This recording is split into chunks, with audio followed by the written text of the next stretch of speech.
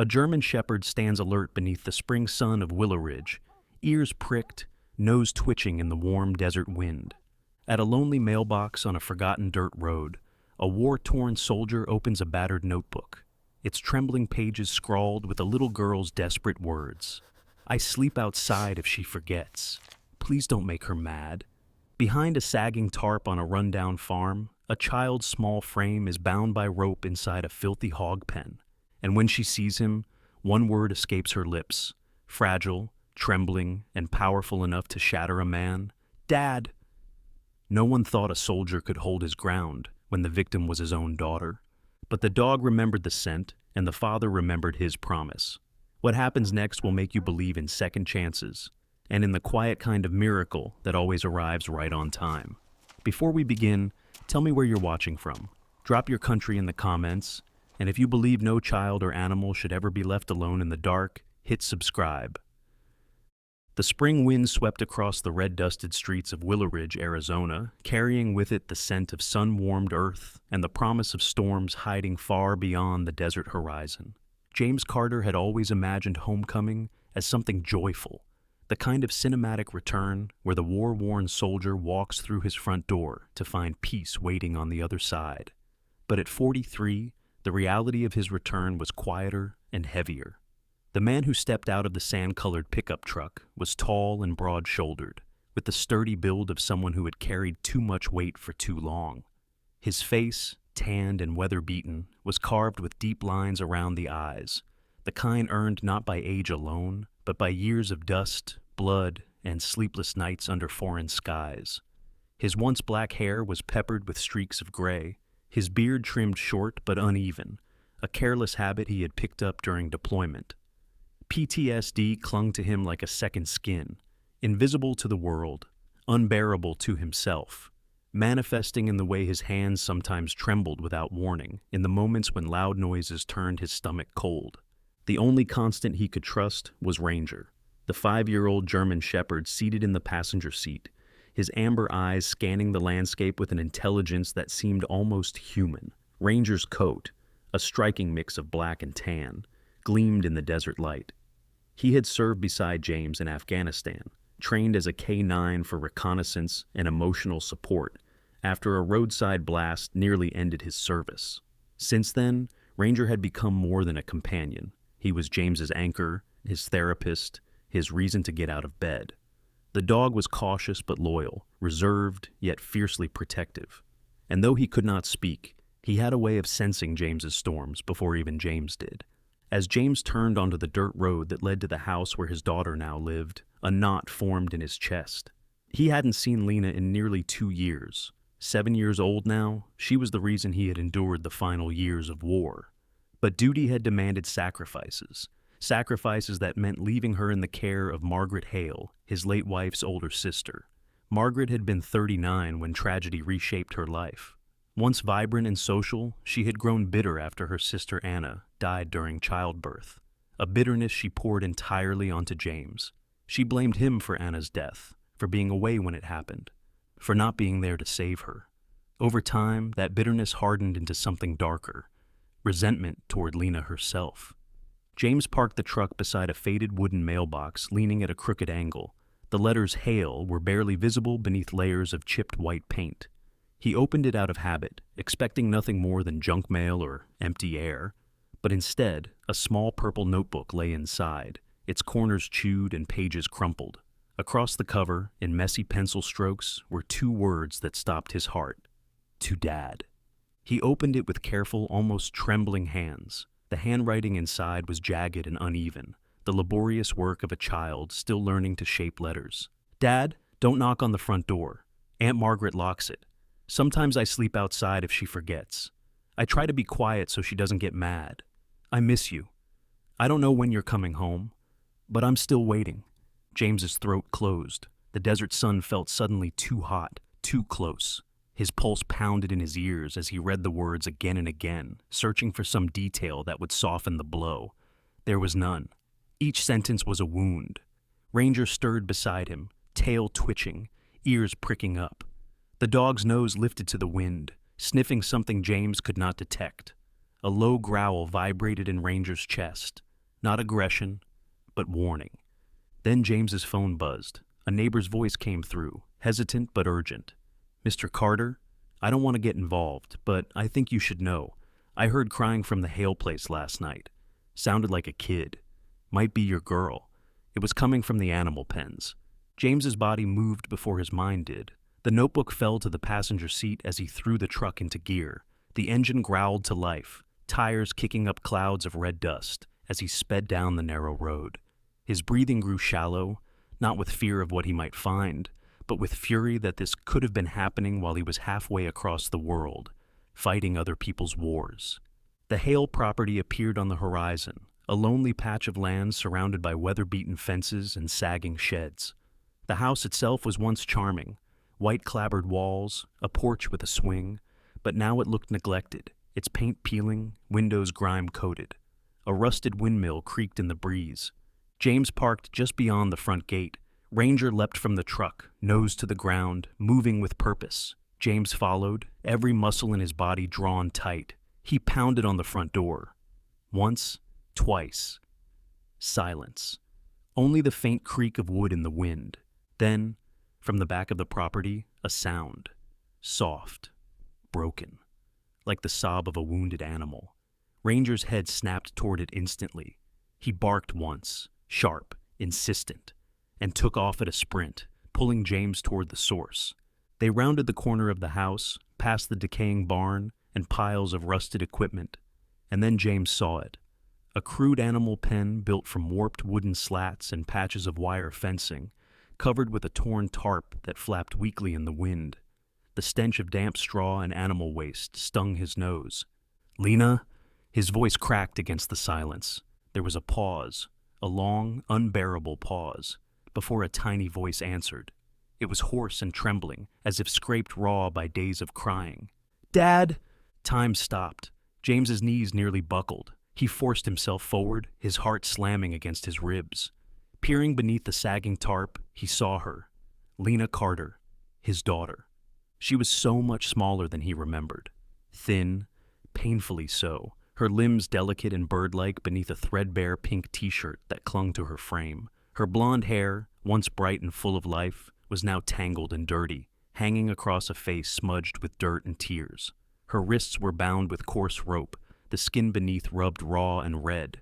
Barefoot, her legs were covered in bruises of varying shades, some fresh, some faded. But it was her eyes that undid him most. Wide, green, and full of confusion, they held a mix of fear and fragile hope. For a moment, neither spoke. James couldn't.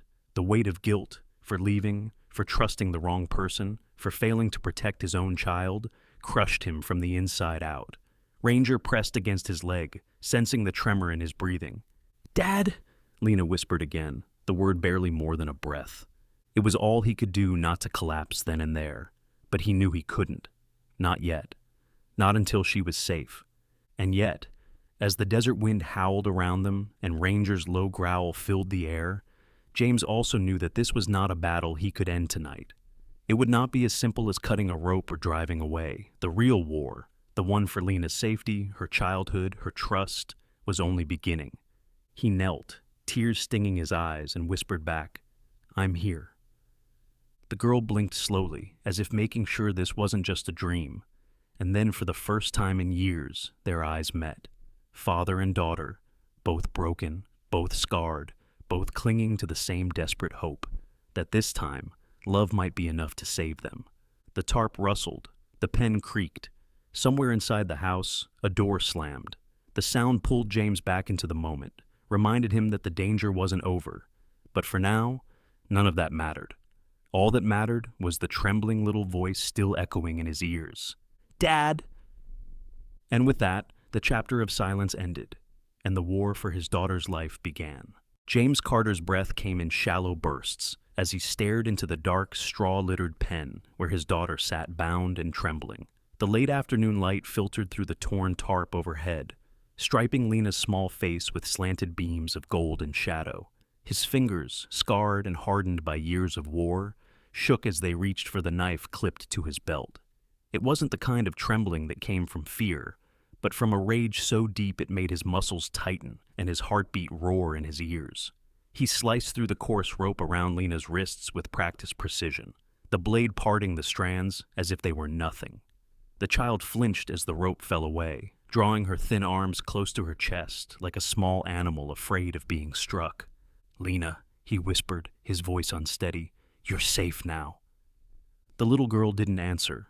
Her green eyes, wide and watchful, darted from his face to the doorway, as if expecting another punishment to come crashing down. James's chest ached at the distance in that look. It was a stranger's stare, not the gaze of the daughter who once clung to his neck and called him a hero. War had taught him many things, but nothing had prepared him for this. The horror of being a stranger to his own child. Ranger moved closer, his paws silent on the damp straw. The German shepherd's fur, a mix of deep black and warm tan, bristled as he sniffed Lena gently, his amber eyes scanning for signs of harm.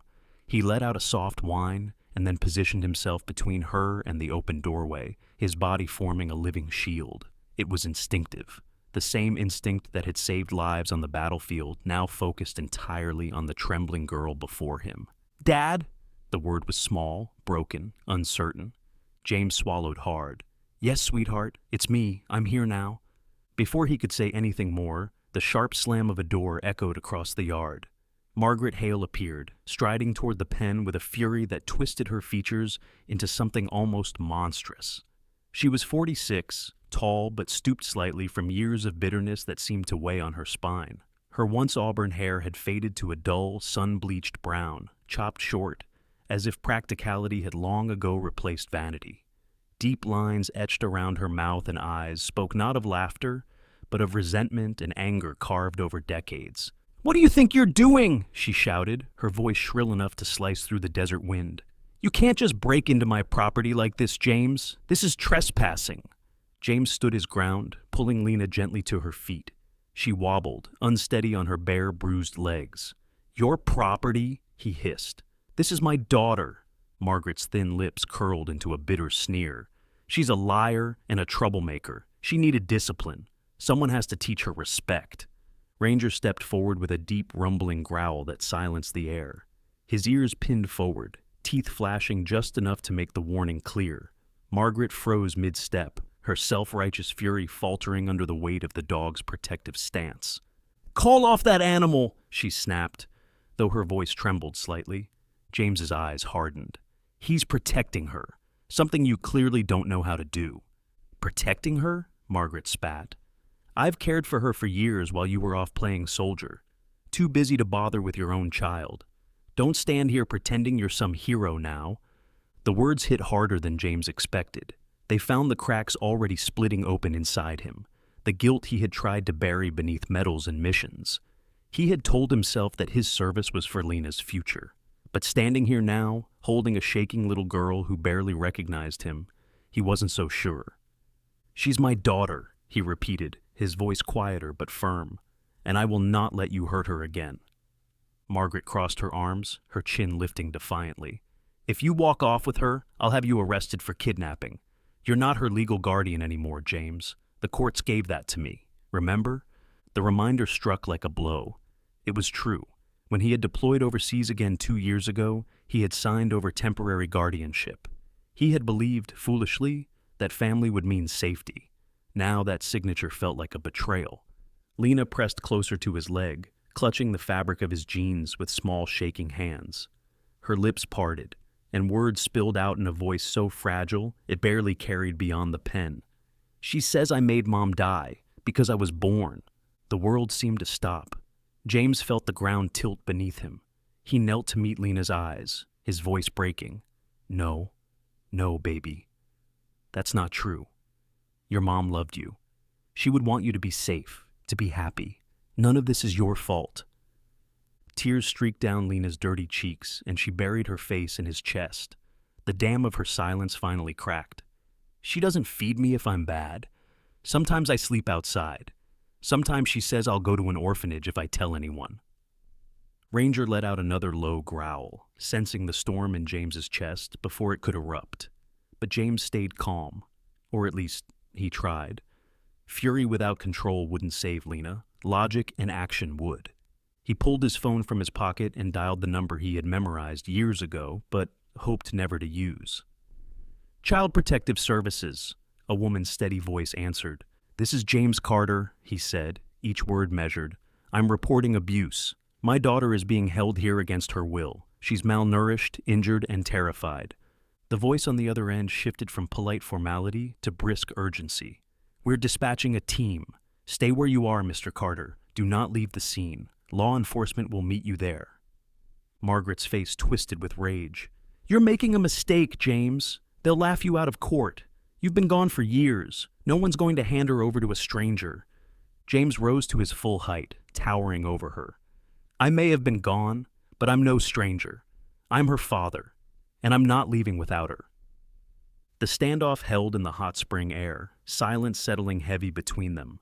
Lena clung tighter to James, and Ranger remained firmly in place, a living wall of muscle and loyalty. In the distance, a siren wailed faintly, growing louder as it approached. Margaret's defiance flickered for a moment, replaced by something almost like fear. But she didn't step back. She didn't apologize. She only hissed, "You'll regret this." Maybe he would. Maybe the legal system would fail him. Maybe the battle had only just begun.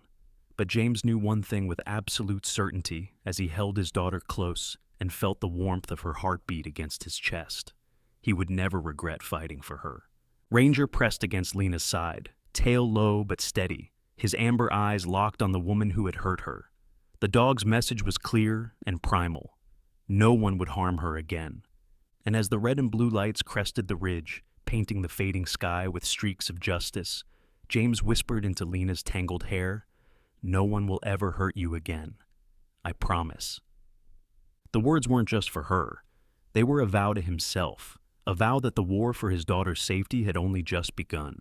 The morning sun crept gently over the sandstone ridges of Willow Ridge, painting the quiet town in soft gold and pale rose.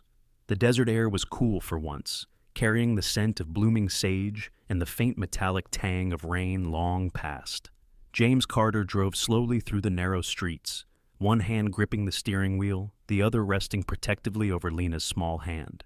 She sat beside him in silence, her frame dwarfed by the oversized sweatshirt he had wrapped her in, the fabric swallowing her thin shoulders. Ranger lay curled on the back seat, his steady breathing a low, comforting rhythm that filled the tense space between father and daughter. They pulled up outside the town's small medical clinic, a modest adobe building with faded turquoise trim and a sign that creaked softly in the wind. It wasn't much to look at, but to James, it felt like the first step in rebuilding something broken. Inside, the reception area smelled faintly of antiseptic and lavender. The walls were lined with photographs of local children smiling with missing teeth, a stark contrast to the pale, anxious little girl clutching his hand now. A nurse with warm brown skin and silver hair pulled back into a bun greeted them with a gentle smile. "You must be Lena," she said softly. "Dr. Caldwell is expecting you." Dr. Irene Caldwell was in her early 50s, a tall, spare woman with auburn hair streaked with silver and eyes the color of stormy skies. Raised on a wheat farm in Kansas, she had learned early that tenderness without strength was useless, and her manner reflected that balance perfectly. She wore navy scrubs beneath a white coat, and though her movements were brisk and efficient, her presence radiated a calm authority that made even the most frightened child breathe easier. "Come in," she said, gesturing to the small examination room. "Let's take a look at you, sweetheart." Lena hesitated at the doorway, her eyes darting nervously to every corner. Ranger padded up beside her, his black and tan coat glinting in the light, and nudged her gently with his nose. The small contact gave her courage. She stepped inside. James watched from the corner, every muscle in his body tense, as Caldwell examined his daughter. Lena sat rigid on the exam table, her knees drawn up, fingers tightly curled around a smooth white stone, a keepsake James recognized instantly. It had belonged to Emily, his late wife, and was the last gift she had left for their daughter. Seeing it in Lena's hand made his chest ache. "It helps me be brave," Lena whispered when Caldwell asked about it. "Mom gave it to me." The doctor nodded as if Lena had just revealed a profound medical truth. "Then you hold on to it," she said. "Bravery is the best medicine we have." Caldwell's hands moved gently but thoroughly as she inspected Lena's small body. Her trained eyes caught details that made James's stomach twist. Faint rope burns around both wrists. Older scars faded to pale lines along her forearms, and the distinct signs of long-term malnutrition. Thin limbs, a shallow chest, bruises that were more yellow than purple. These injuries, Caldwell said quietly, turning to James, are consistent with repeated restraint and neglect. She's been underfed, possibly for weeks. And the anxiety markers, well, they run deep. Nightmares, hypervigilance, withdrawal, these won't go away overnight. James clenched his fists at his sides. He had seen children like this before, in war zones where cruelty was a daily language. But this was his child, and the scars on her body were not the work of strangers. They were the legacy of someone he had trusted. Caldwell placed a reassuring hand on his shoulder. The good news is she's resilient. With time, proper care, and therapy, she can heal. But you need to act fast legally. Right now, Margaret Hale is still her guardian on paper. James nodded grimly. I already called a lawyer. Later that afternoon, he found himself sitting in a dimly lit office downtown, across from a man whose presence seemed carved from the same stone as the desert outside. Samuel Whitaker, a seasoned family attorney in his early 60s, had a face like weathered granite, lined deeply at the corners of his mouth and eyes from decades of courtroom battles. His thinning silver hair was combed back neatly, and his tailored charcoal suit hinted at a man who valued order above all else. Samuel listened in silence as James recounted everything: the notebook, the hog pen, Lena's bruises. When he finally spoke, his voice was low and deliberate. You have a strong case, Mr. Carter. The abuse, the medical evidence, the witness accounts, they all support you. But, he leaned forward, fingers steepled under his chin, this will not be quick. Guardianship laws are messy, and Margaret Hale has legal custody. Unless she's charged and convicted, the court will require a lengthy process before you can assume full parental rights. How long? James asked, though he dreaded the answer. Months, possibly a year, Samuel replied. We'll petition for emergency custody, but the court may still grant her supervised visitation until a final decision is made. Prepare yourself. She'll fight this. James's jaw tightened. Then we'll fight harder. As he left the office, the weight of Samuel's words pressed down on him. It wasn't enough to rescue Lena from the pen. He had to rescue her from the system, a system that had once failed her and could easily do so again. That night, back in the small house he had rented on the edge of town, Lena refused to sleep alone. Every time James tried to leave her room, she jolted awake, gasping, convinced Margaret would appear in the doorway. It was only when Ranger curled up beside her bed, his head resting on the mattress and his warm breath brushing her hand, that she finally closed her eyes. James watched from the hallway, exhaustion weighing on him like armor he couldn't take off. The war was behind him, but another battle, quieter, more relentless, lay ahead. He knew he couldn't fight it on his own. The next morning, he made a decision he had resisted for years. He walked into the counseling center at Willowridge VA Hospital and signed up for PTSD treatment. The counselor assigned to him was Dr. Alan Monroe, a tall, broad-shouldered man in his late 40s with close-cropped salt and pepper hair and kind, deeply set brown eyes. A former combat medic who had lost his brother in the same conflict James had served in, Monroe had devoted his post-military life to helping veterans confront the ghosts they carried home. PTSD isn't weakness, Monroe said calmly during their first session. It's your body trying to survive a battlefield it hasn't realized is over. And right now, your daughter needs a father who isn't still fighting that war. James nodded, staring down at his hands. I don't want her to grow up afraid of me or of the world. Then let's start here, Monroe replied, one session at a time. Days bled into weeks. Lena began therapy sessions of her own, slowly learning to trust the gentle voice of Dr. Caldwell's colleague, a child psychologist named Rebecca Owens, a petite woman in her late 30s with warm hazel eyes and a soft, melodic voice. And while healing was slow, there were signs of hope. Lena began sleeping through the night as long as Ranger was beside her, and she even laughed once when the dog tried and failed to catch a moth in the living room. But beneath the fragile progress, the shadow of the coming legal battle loomed large. Margaret had hired an attorney of her own, one known for aggressive tactics and emotional manipulation in custody cases. Samuel warned James that the fight was about to escalate.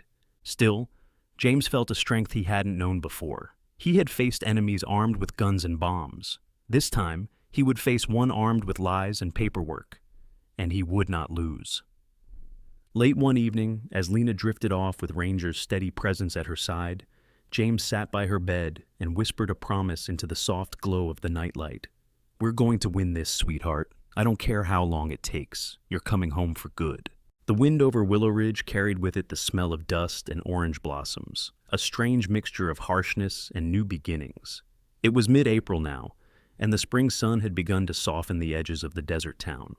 James Carter stood on the narrow balcony of a budget motel on the outskirts of town, his hands resting heavily on the rusting railing.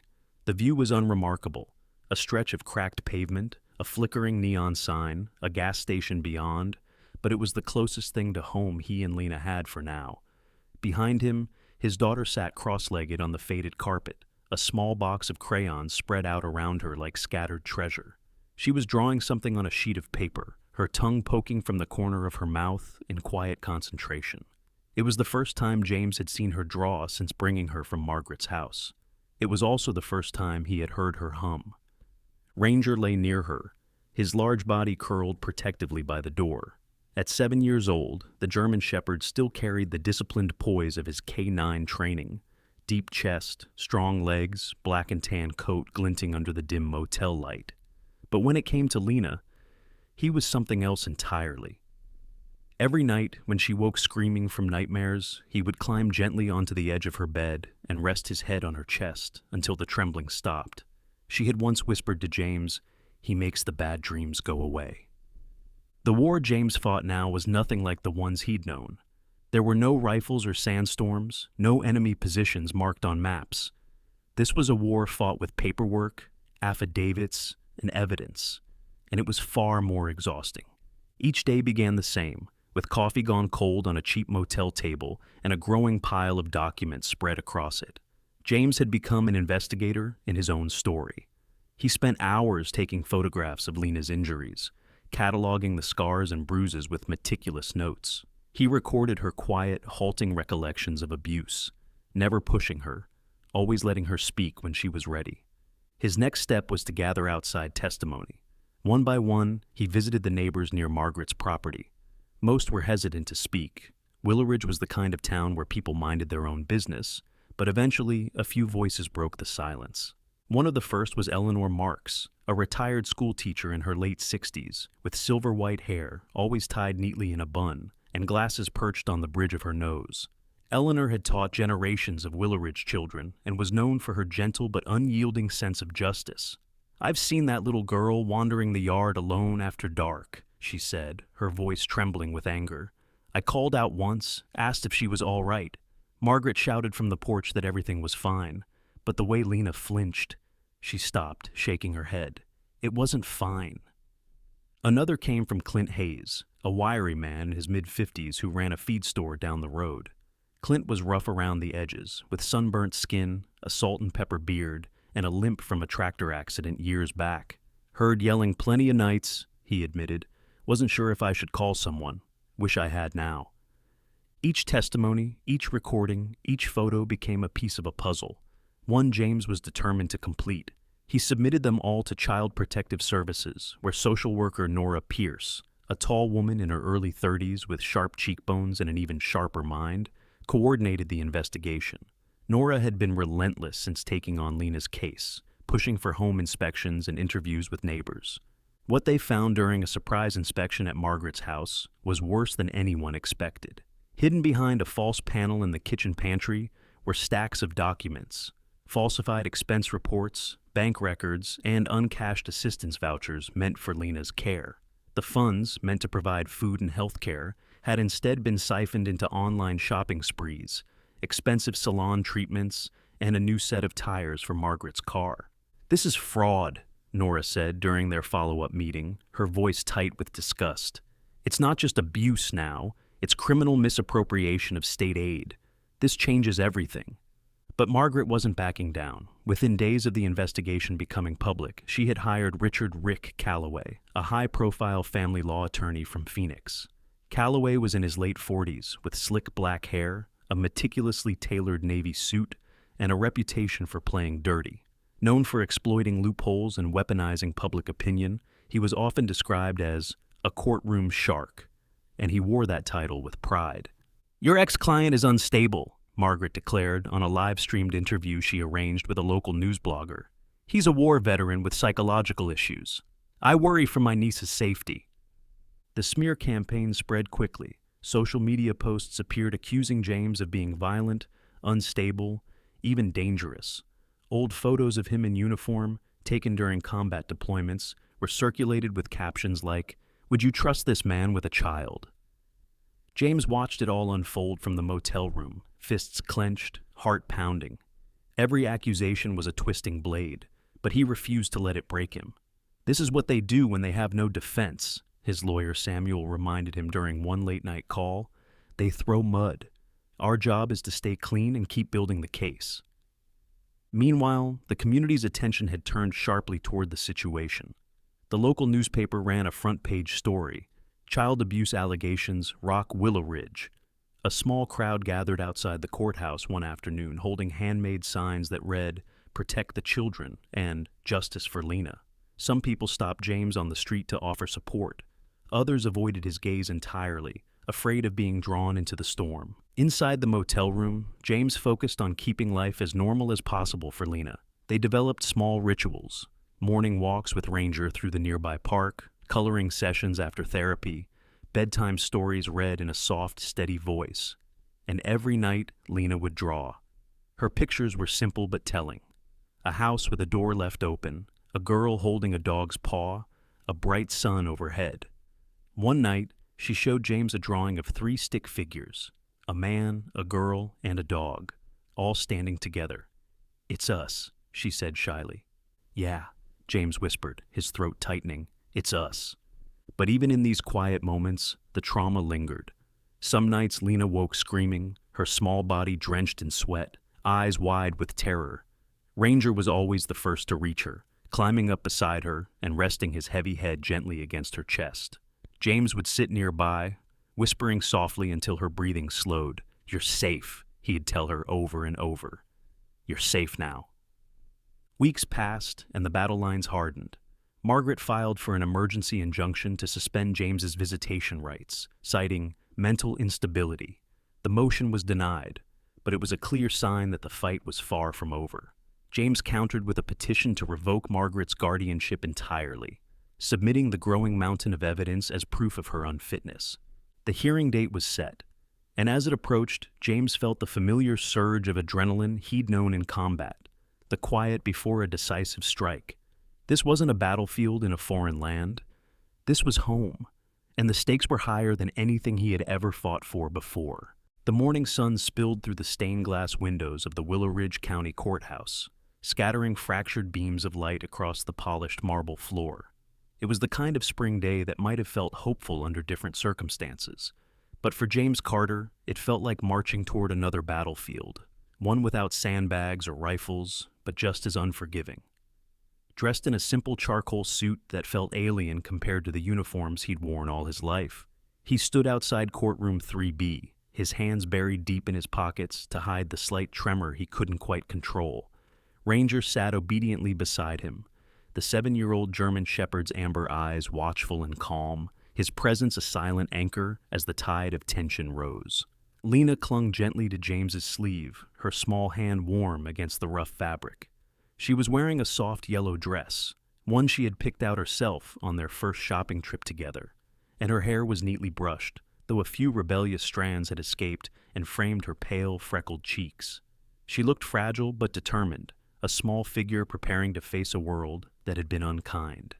The bailiff's voice echoed down the hallway. "Case 214B, Carter versus Hale. All parties, please enter the courtroom." Inside, the room was a cold mix of oak and steel. The high ceiling arched above rows of wooden benches where townspeople, reporters, and a few curious onlookers had gathered. Judge Rebecca Alden, a woman in her early 60s with silver hair cut into a sharp bob and piercing blue eyes, presided over the bench. She was known throughout Arizona for her uncompromising approach to child welfare cases and for the personal loss that fueled it, a niece who had died in foster care decades earlier. That tragedy had carved a quiet steel into her demeanor, a balance of compassion and zero tolerance for injustice. To James's right sat his attorney, Samuel Whitaker, as unshakable as ever. His lined face was set with determination, and his papers were meticulously organized. Across the aisle, Richard Calloway, Margaret's lawyer, adjusted the cuffs of his tailored navy suit and shot James a smug, calculated smile. Beside him, Margaret Hale sat stiffly, her lips painted a deep crimson and her hair styled to perfection, as if appearance could mask cruelty. Her pale blue eyes darted around the room with disdain, as though everyone present had wronged her. The hearing began with opening statements, and Samuel's voice carried the weight of months of preparation. He presented the medical evidence first, photographs of Lena's injuries, detailed reports from Dr. Caldwell about signs of chronic neglect, and psychological assessments indicating trauma linked directly to her time under Margaret's care. Each exhibit landed like a hammer blow against the defense. Next came the witness testimonies. Eleanor Marks, the retired teacher, spoke softly but firmly about the nights she saw Lena alone in the yard. Clint Hayes described the shouting he had heard, the unmistakable sound of a child crying. Nora Pierce from Child Protective Services took the stand and outlined the findings of their investigation, including the misappropriation of government aid. The courtroom murmured as she held up copies of the falsified documents and receipts, each one a piece of the puzzle that painted Margaret as not just abusive, but fraudulent. Calloway struck back when it was his turn. "Ladies and gentlemen," he began, pacing with deliberate confidence, "my client may have made mistakes, but she has provided care for this child for years, while Mr. Carter was off fighting wars. He abandoned his parental duties, and now he seeks to uproot a stable life because of guilt."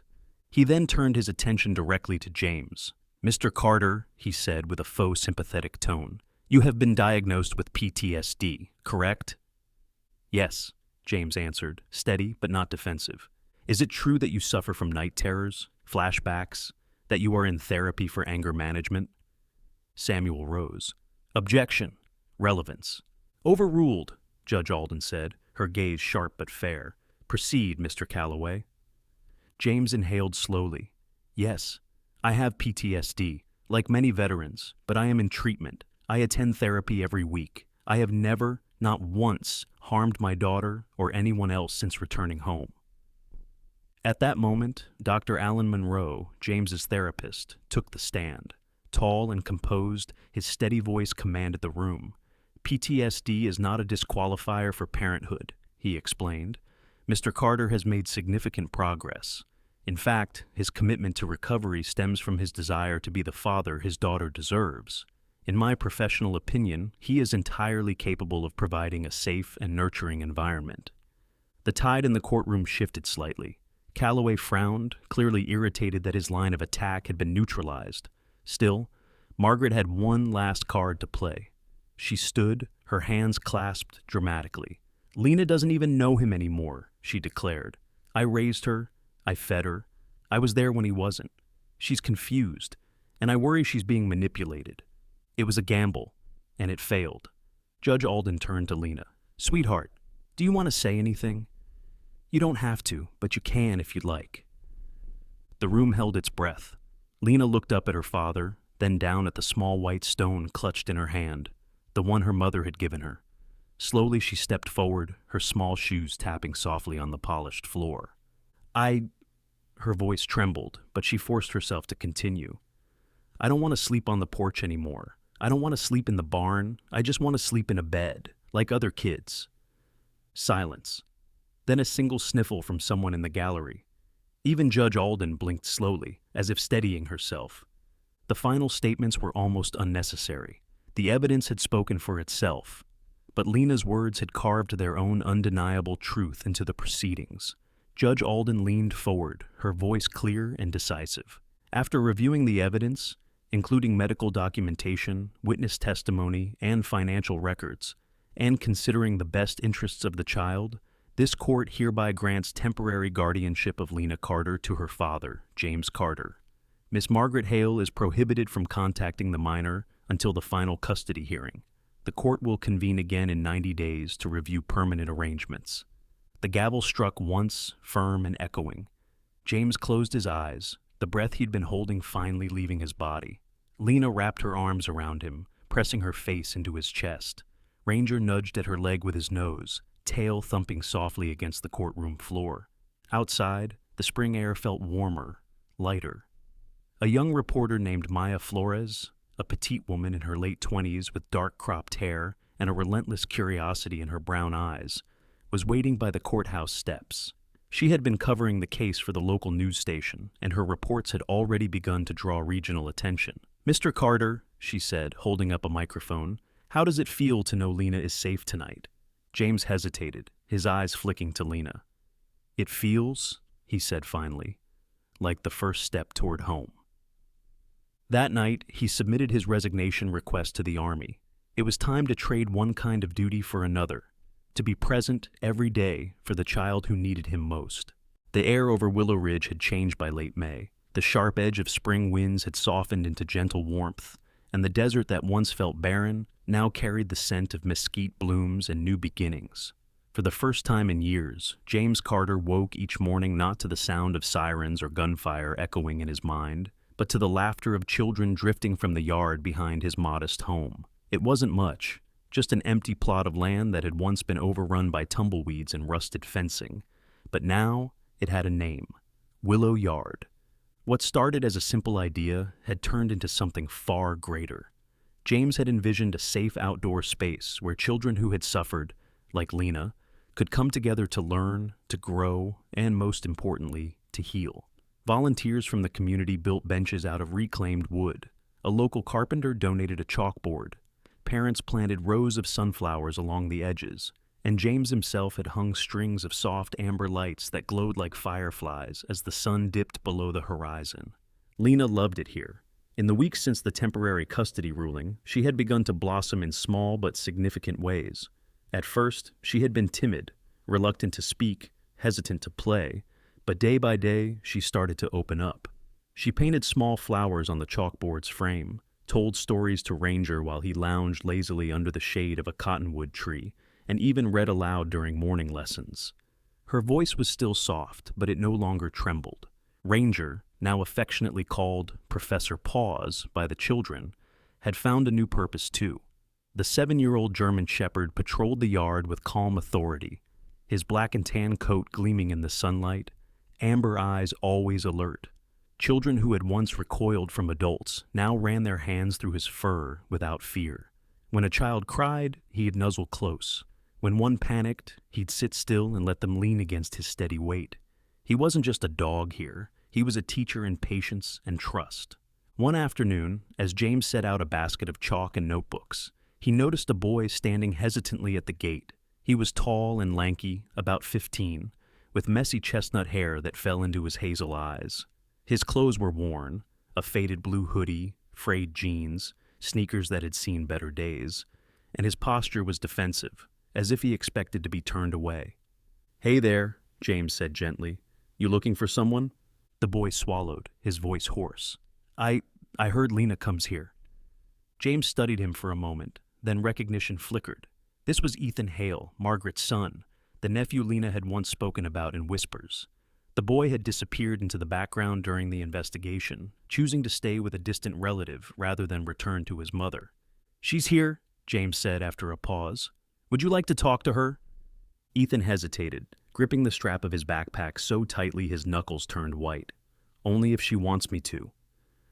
When Lena spotted him from across the yard, she froze. Her chalk slipped from her hand and shattered on the ground. For a long moment, neither of them moved. Then Ethan took a tentative step forward. "I'm sorry," he said, his voice barely above a whisper. "I should have done something. I should have helped you." Lena didn't respond right away. Her small hands twisted in the hem of her shirt. "You were scared," she murmured finally. "I was scared too." Something unspoken passed between them, a fragile understanding born of shared pain. That day, they sat under the old cottonwood tree and talked for the first time. Ethan confessed how Margaret's cruelty had shaped him too. The verbal abuse, the impossible expectations, the constant manipulation. She told me if I spoke up, they'd take me away, and I'd never see my sister again, he admitted. I believed her. Lena listened quietly, her green eyes softening. I used to think everything was my fault, she said. That if I was better, she'd stop being angry. It wasn't your fault, Ethan said firmly. None of it was. It was the beginning of a fragile friendship. Over the next weeks, they began spending more time together, sketching pictures side by side on the chalkboard, helping James plant flowers, and even taking Ranger for walks around the yard. The bond between them deepened as they realized they were both survivors of the same storm, and in helping each other heal, they started to believe that the past did not have to define them. For James, watching the two children laugh together was both beautiful and painful. It reminded him of everything Lena had lost, and everything she was slowly regaining. He spent his days pouring his energy into Willow Yard, organizing weekend activities, and even inviting guest speakers from local schools to talk about kindness and resilience. But despite the progress, he knew healing wasn't just about children. It was about families, too. One afternoon, while he was sweeping the walkway, Dr. Irene Caldwell stopped by unannounced. She looked the same as always, tall and composed, auburn hair pulled into a low ponytail, a calm strength in her gray-blue eyes. I came to check on my favorite patient, she said, smiling at Lena, who was teaching Ranger to roll over with a piece of jerky. She's doing better, James said. Better than I ever thought she would. Caldwell nodded. That's good to hear, but I think it's time we consider the next step. What do you mean? Family therapy, she explained. Not just for Lena, but for both of you. Trauma doesn't just leave scars on the victim, it changes the people who love them too. You've both been through hell in different ways. Working through it together will help you build something stronger. James hesitated. The idea of confronting his own guilt and pain in front of Lena was daunting, but Caldwell's words lingered. That night, he watched his daughter fall asleep with Ranger curled beside her, her small hand clutching the white stone her mother had given her. He realized she wasn't the only one learning how to trust again. He was too. By early summer, Willow Yard had grown beyond what anyone had expected. Children from all over the county came to learn, play, and heal. Ethan had become a regular presence, often arriving early to help set up or staying late to walk Ranger. He still carried the weight of his past, the guilt, the shame, but Lena's forgiveness was slowly teaching him to forgive himself. One afternoon, as the sun dipped low and painted the yard in golden light, Lena and Ethan stood side by side, watching Ranger chase butterflies across the grass. "Do you ever think we'll forget?" she asked softly. Ethan shook his head. "No, but maybe we'll remember differently. Not as something that broke us, but as something we survived." Lena nodded, a small smile tugging at her lips. "I like that." James watched them from the porch, a rare peace settling over him. There was still a long road ahead. Therapy, the final custody hearing, the work of rebuilding a family from ashes. But for the first time, he believed they would make it. The seeds of healing had been planted, and slowly, quietly, they were beginning to grow. The first day of June dawned over Willow Ridge with a light unlike any James Carter had ever seen. It was the kind of sunrise that crept slowly over the desert horizon, painting the sky in shades of gold and rose as if the world itself were exhaling. Yet, beneath its beauty, James felt the old familiar churn of anxiety deep in his chest. Today was the final battle, the last courtroom hearing that would decide his daughter's future, his future, and whether the long nights of fear and guilt would finally give way to peace. James stood in front of the mirror, adjusting the knot of his tie for the third time. His reflection looked older than his 43 years. Streaks of silver threaded through his short dark hair, deep lines carved around his steel blue eyes. But there was something else there too. Something new. Resolve. This wasn't the weary soldier who had returned from Afghanistan carrying ghosts on his shoulders. This was a father, one who had built a sanctuary for children, faced his demons, and refused to let history repeat itself. Lena stood in the doorway, holding Ranger's leash. She wore a pale blue dress dotted with tiny daisies, her golden hair braided neatly down her back. There was a steadiness in her green eyes that hadn't been there before. the kind that comes when a child finally begins to believe she is safe. Ranger, the 7-year-old German shepherd, padded beside her, tail swishing gently. His black and tan coat gleamed in the morning light, his nose twitching at the scent of the desert air beyond the open window. "You ready, Dad?" Lena asked softly.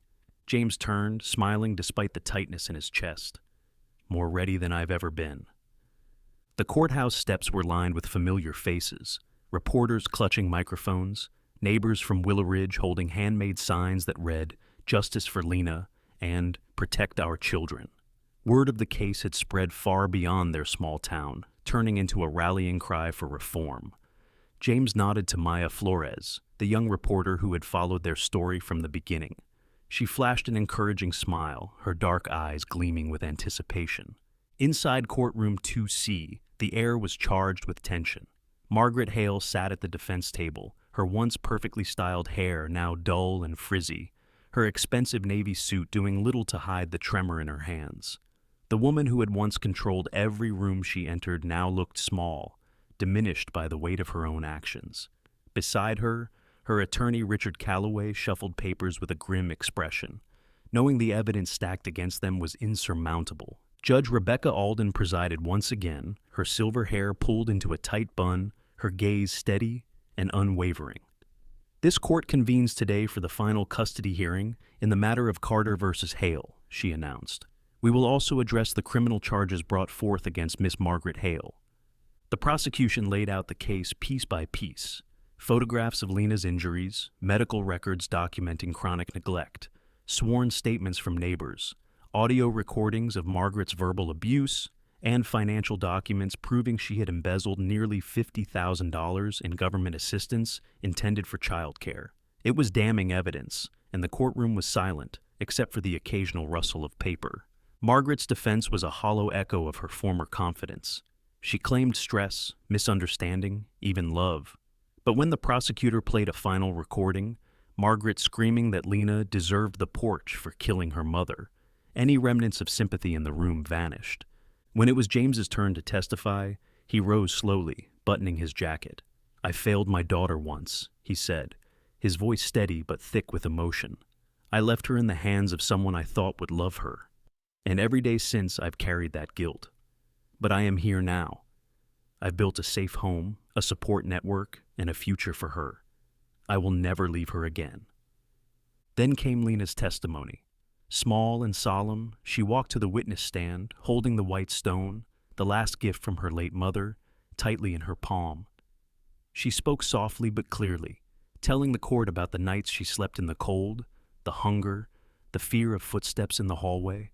And then, as tears welled in the eyes of everyone present, she said, "I don't sleep in the pig pen anymore." It was a simple sentence, but it was enough. Judge Alden took a long pause before delivering her verdict. "This court finds Margaret Hale guilty of child abuse, welfare fraud, and obstruction of justice. She is hereby sentenced to 6 years in state custody, with no possibility of early parole. Furthermore, full legal and physical custody of Lena Carter is granted to her father, James Carter. This court commends Mr. Carter for his dedication to his daughter's well-being and for his contributions to the community through the Willow Yard program." The gavel fell, and for the first time in years, James felt the crushing weight on his chest lift. Margaret was escorted from the courtroom in handcuffs, her eyes hollow, her empire of control finally crumbled. Lena ran into James's arms, and he knelt down, holding her tightly. For a moment, neither of them spoke. They simply breathed, free at last. Weeks later, the sun was high over Willow Yard as children gathered for its official opening ceremony.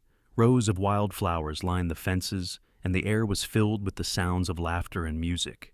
James stood at the podium, looking out over the crowd, neighbors, teachers, child advocates, and children whose stories mirrored Lena's. But it was Lena who stole the moment. She stepped forward, gripping the white stone and speaking into the microphone with a bravery that brought tears to even the most stoic faces. "I don't sleep in the pig pen anymore," she said, her voice clear and proud. "I sleep in a bed, I go to school, I have friends, and I know I'm loved." The applause was thunderous. James sank to one knee beside her, tears streaming freely, not the tears of a soldier haunted by war, but of a father who had fought the hardest battle of his life and won. Ranger trotted over and rested his head gently against Lena's knee, his tail wagging lazily as if to say, "We did it." Life didn't become perfect overnight, but it began to bloom. James and Lena spent weekends repairing the old family home, painting the faded shutters, replacing broken windows, and planting a small rose garden in the front yard, something Lena had always dreamed of. The house that once symbolized loss was slowly becoming a home again. Ethan, too, was finding his way. With James's help and a recommendation from Willowyard's sponsors, he was accepted into a local vocational program in automotive engineering. "I want to build things," he said the day he got his acceptance letter. "I want to make something that lasts." And that's exactly what they were all doing, building something that would last, a home, a future, a family. On the porch one evening, James sat with a mug of coffee as the sun dipped low behind the desert hills. Lena was asleep inside, curled under a patchwork quilt, and Ranger lay sprawled across the wooden planks, his head resting contentedly on James's boot. For the first time since he could remember, the silence didn't feel heavy. It felt like peace. The war was over. The dawn had come. And for James, Lena, Ethan, and the steadfast dog who had never once wavered, the future stretched before them, bright, unbroken, and free. Sometimes, miracles don't arrive with thunder or lightning. They don't split the sky or shake the earth. They come quietly, in the form of a father who refuses to give up, a dog who never leaves a child's side, a broken home rebuilt brick by brick, and a little girl who dares to believe that love can heal what cruelty once destroyed. This story isn't just about James, Lena, or even Ranger. It's about us, about every person who has ever carried guilt but chose redemption, every child who has felt forgotten but found their worth again, and every soul who has walked through darkness only to discover that God was guiding them toward the light all along. If you look closely, you'll see his fingerprints here, in the courage that rises when we're terrified, in the forgiveness that blooms where bitterness once lived, and in the second chances that arrive just when hope feels lost. That is God's quiet miracle, not in the extraordinary, but in the everyday love that transforms lives. If this story touched your heart, I invite you to pause, right now, and whisper a prayer for every child still waiting for their miracle. Pray for strength for every parent fighting to protect their family, and pray that God continues to guide us to be instruments of His love in a hurting world. Leave a comment below telling us where you're watching from, and if you believe that no child should ever suffer alone, type Amen in the comments. Share this story with someone who might need a reminder that God still works in quiet ways. And don't forget to subscribe, because together, through stories like this, we can keep spreading hope, faith, and the belief that miracles still happen every single day.